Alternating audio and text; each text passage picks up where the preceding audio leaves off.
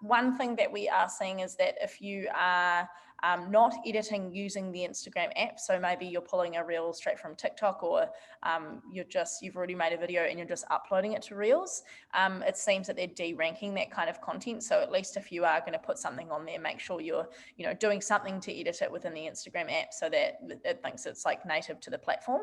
And that probably does have to do with people just reposting from TikTok. Like I assume Instagram maybe wants their own content happening on the platform. I'm not too sure about that, but that's definitely one to note.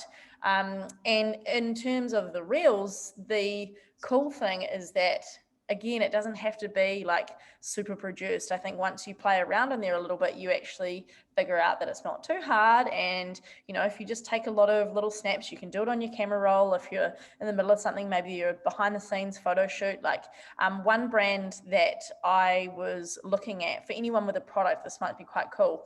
The brand is called Beauty Fridge, and I was watching the content on there, and they've been doing a really good job of Reels, and they've been using that Reel content as ads.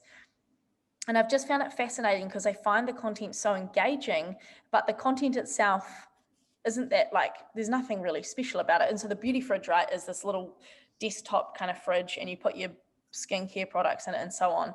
And you can imagine in the past where you might have done like a stop motion of like, opening the fridge and all the products coming out. And you think about watching that now and it's probably not that exciting. Like it's not something that would be very thumb stopping, but the way that they did it was they've literally just like filmed opening the fridge. They might have filled like the back of it or the instructions and just hover it around. So it's really like fast moving content, but then they've done a voiceover as well. So while they have, they'll be zooming in and then like opening the fridge and then pulling a product out, it'll be like, this is my beauty fridge. It sits on top of my counter. It gets down to this temperature.